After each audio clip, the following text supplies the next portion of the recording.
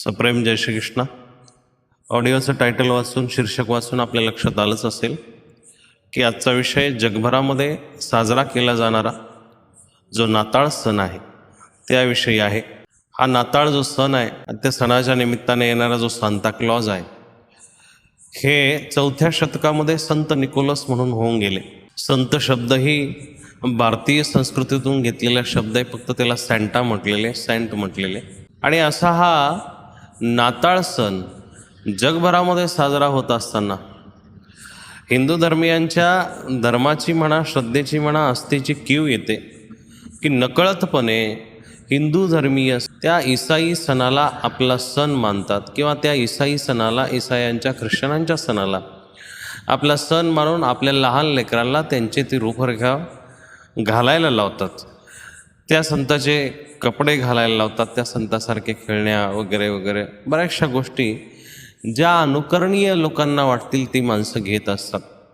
बंधूंना विचारात घेण्यासारखं आहे, हिंदू धर्म, हिंदू सनातन धर्म हा खूप मोठ्या संस्कृतीचा आणि श्रद्धेचा वारसा आहे. या संस्कृतीमध्ये अनेक असे संत होऊन गेले. त्या संतांची आपल्याला बिलकुलही आठवण नाही आहे, त्या संतांची आपल्याला बिलकुलही माहिती नाही आहे. परंतु आपण विदेशामधून आत्ता 100-200 वर्षापूर्वी आलेल्या ह्या संस्कृतीला डोळे झाकून अनुकरण करत असतो. डोळे झाकून आपण त्या आपल्या नसलेल्या गोष्टीच्या पाठीमागं जात आहोत. हे एक क्षुद्र आणि विदीर्ण मना करणारं दृश्य आज ह्या संपूर्ण भारत विश्वामध्ये दिसत आहे. नीट लक्षात घेण्यासारखी गोष्ट अशी आहे की ज्या धर्माविषयी आपल्याला माहिती नाही आहे, ज्या धर्माविषयी आपल्याला जाणकारी नाही आहे आणि ज्या धर्माचं आपल्याला पालन पण करायचं नाही आहे, पण त्याच धर्माचं आपण डोळे झाकून अशा पद्धतीनं त्याच्यामध्ये वाहत चाललेलो आहोत की आपल्याला लक्षातसुद्धा येत नाही की आपण परकीयांचा धर्म आचरण करत आहोत. कुठल्याही देशाला कमजोर जर करायचं असेल किंवा कुठल्याही देशावरती राज्य जर करायचं असेल तर तिथल्या संस्कृतीमध्ये आपली संस्कृती भेसळ करावी, तिथल्या धर्मामध्ये आपला धर्म भेसळ करावा, तिथल्या परंपरेंना मिश्रित करावं, अशी इंग्रजांची प्रणाली असल्याने त्यांनी आपल्या ह्या हिंदू संस्कृतीमध्ये अशा काही गोष्टी जनमानसांवरती दाबून दिलेल्या आहेत, थोपून दिलेल्या आहेत की त्या नकळतपणे आपण सगळीजण अंगीकार करायला लागलेलो आहोत. कुणाच्या घरी येशू मसीहाची पूजा होत असेल नसेल, येशू ख्रिस्ताची पूजा होत नसेल, परंतु 25 डिसेंबर आलं म्हणजे असे बरेचसे पालक आहेत की जे आपल्या मुलांना, लेकरांना लहान त्या संताचा क्लॉजचा वेश घालतात, कपडे घालतात, ती वेशभूषा करून शाळेमध्ये पाठवतात.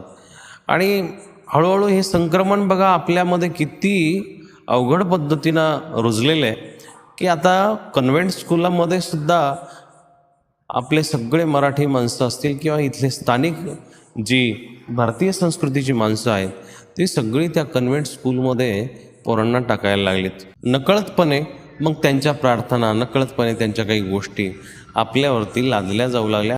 आपणही त्यांना इंग्रजी म्हणण्याचा, इंग्रजी बोलण्याचा हट्ट धरून आपणही बहुतांशी त्यांच्या होमध्ये हो म्हणत चाललेलो आहोत. आणि हळूहळू हा हिंदुत्वाकडचा रस्ता ख्रिश्चनीकरणाकडे जात आहे हे आपल्या लक्षात पण येत नाही आहे. इथे मला आपल्याला कळकळून सांगावं वाटतं आहे की आपल्या धर्माचा अभिमान प्रत्येकाला असला पाहिजे. भगवद्गीतेने सांगितलेले आहे की स्वधर्मे निधनम श्रेय परधर्म भयावह. स्वतःच्या धर्मामध्ये मेलेलं कधीही बरं, परंतु दुसऱ्याचा धर्म अंगीकार करणं, आचरण करणं, स्वीकृत करणं हे भयावह आहे, दुष्कीर्तीला प्राप्त होण्यासारखं आहे. म्हणून अशा गोष्टींचा अवलंब किंवा आचरण करण्यापूर्वी आपण ह्या गोष्टी नीट पडताळून पाहिल्या पाहिजेत. 21 ते 27 तारखेपर्यंत गुरु गोविंद सिंगाचे 4 साहिबजादे मृत्यूला शरण गेले होते, परंतु आपल्याला त्यांच्याविषयी काही माहिती नाही आहे.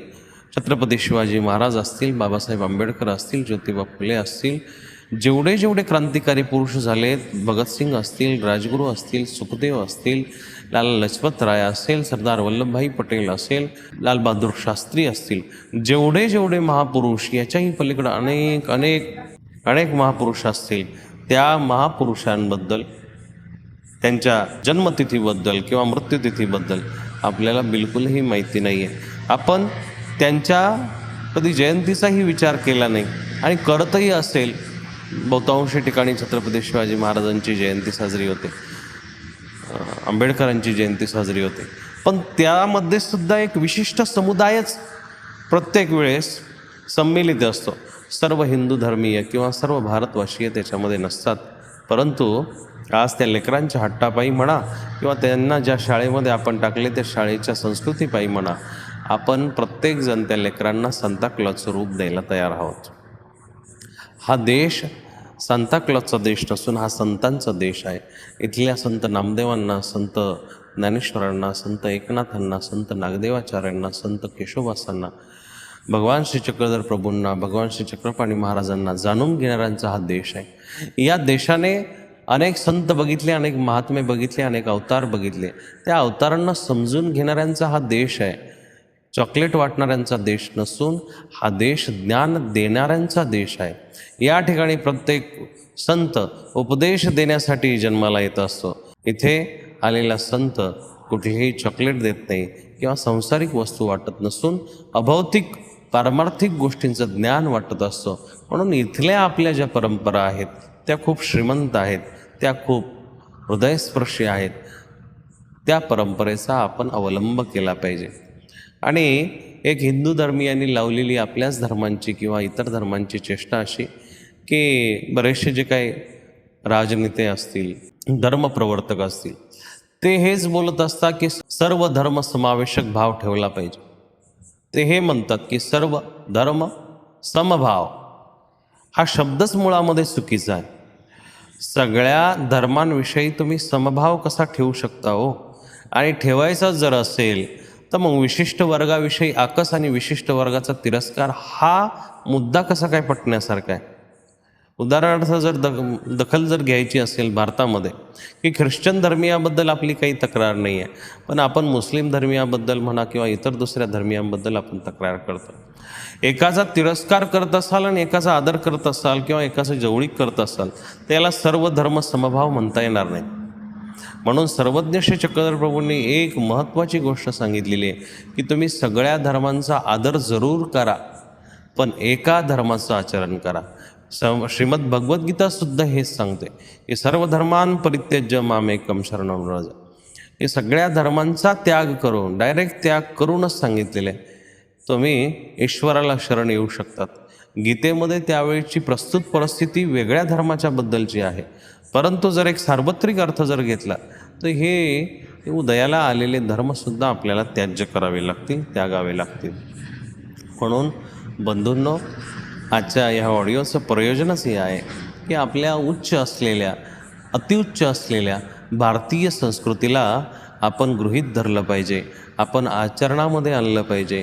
आणि ह्या विदेशामधून आलेल्या संस्कृतीला, त्या गोष्टीला स्वीकार करण्यापूर्वी त्या गोष्टीचा विचारही करा की ती संस्कृती जर आपली नाही आहे, त्या परंपरा जर आपल्या नाही आहे, मुळात आपल्या देशामधल्या किंवा आपल्या घरामधल्या, आपल्या राज्यामधल्या अशा अनेक परंपरा आहेत, अनेक संस्कृती आहेत की त्या आपल्याला आणखी समजल्या पण नाही आहे, त्या आणखी आपण समजून पण घेतलेल्या नाही आहे. पण विदेशातलं आलेलं हे नवीनच फॅड आपण सगळ्या मानवजातीमध्ये, सगळ्याच आपल्या मनुष्यवर्गामध्ये फैलावत आहोत आणि याला सर्वस्वी आपणच जबाबदार आहोत. इंग्रजी वाचणारा सगळ्यात मोठा माणूस असतो असा हा गैरसमज आपण काढून टाकला पाहिजे. शुद्ध मराठी आज लोप पावत चालली आहे. शुद्ध प्रत्येक ठिकाणची शुद्ध भाषा लोप पावत चालली आहे, तिथली स्थानिक भाषा लोप पावत चालली आहे. आणि आपण शैक्षणिक किंवा बौद्धिक स्तरावरती फक्त एका विशिष्ट भाषेचाच पुरस्कार करत आहोत. ही खूप मोठी शोकांतिका आहे. एक प्रकारे आपण या भाषांना, आपल्या स्थानिक भाषांना खालचा दर्जा दाखवत आहोत, हे याच्यामधून दिसून येतं. म्हणून शैक्षणिक दृष्टीनं जरी एखाद्या भाषेचा अवलंब करावा लागत असेल, पण मानसिक दृष्टींना तिथल्या स्थानिक भाषांना, ज्या ज्या आपल्या भाषा असतील त्यांना आपण पुरस्कृत केलं पाहिजे. आपल्याकडे 90च्या दशकामध्ये एक वासुदेव नावाचं पात्र जे बहुरूपी असायचं, पण गल्ली गल्लीमध्ये, बोळाबोळामध्ये हे पात्र फिरायचं. महाराष्ट्राच्या संस्कृतीमध्ये हे एक महत्त्वाचं पात्र होऊन गेलेलं आहे. आज ते लुप्त होत चालले. वासुदेवाला म्हणून लहान लेकरं त्यांच्या पाठीमागं धावायचे. मनोरंजन म्हणून हा बहुरूपी गल्ली गल्लीमध्ये फिरायचा आणि भगवान कृष्णाच्या भक्तिवाचक अशा स्तोत्रांचं गायन करायचं. भिक्षा मागत मागत कृष्णस्तुती करत करत, भगवान कृष्णाची स्तुती करत करत हा बहुरूपिया वासुदेव सगळ्या गल्लीमधून फिरायचा. अशी ही आपली संस्कृती. परंतु त्या वासुदेवाला आता कोणीही विचारणास्त झालेलं आहे. त्या वासुदेवाचंच रूप पालटून सांता क्लॉज यायला लागला आणि सगळीकडं चॉकलेटचं वाटप करायला लागला. म्हणून बंधूंनो, आपल्याही काही अशा प्रगल्भ संस्कृती आहेत, आपल्याही अशा अत्युच्च संस्कृती आहेत की ज्या संस्कृतींचा आपण आदर केला पाहिजे. संत तुकारामांनी साधू संत इति घराहाची दिवाळी दसरा म्हणून ह्या मानवजातीला संदेश दिला आहे की अशा संतांना बोलवा किंवा असे संत तुमच्या घरी आले पाहिजे की तो दिवाळी दसरा असला पाहिजे.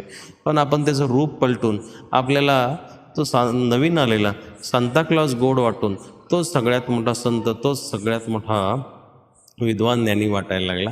परंतु आपल्या मातीमध्ये, आपल्या संस्कृतीमध्ये असे संतही आहेत, असे ज्ञानीजनही आहेत. ते आपण शोधले पाहिजे आणि त्यांचा आदर्श ठेवून आपण आपलं जीवन यापन केलं पाहिजे. नकळतपणे ख्रिश्चन धर्माचा जो आपण अंगीकार करत आहोत, नकळतपणे इंग्लिशच्या नावाखाली, विद्वत्तेच्या नावाखाली, शिक्षणाच्या नावाखाली त्या अन्य धर्मीयांचं आचरण जे आपण करत आहोत.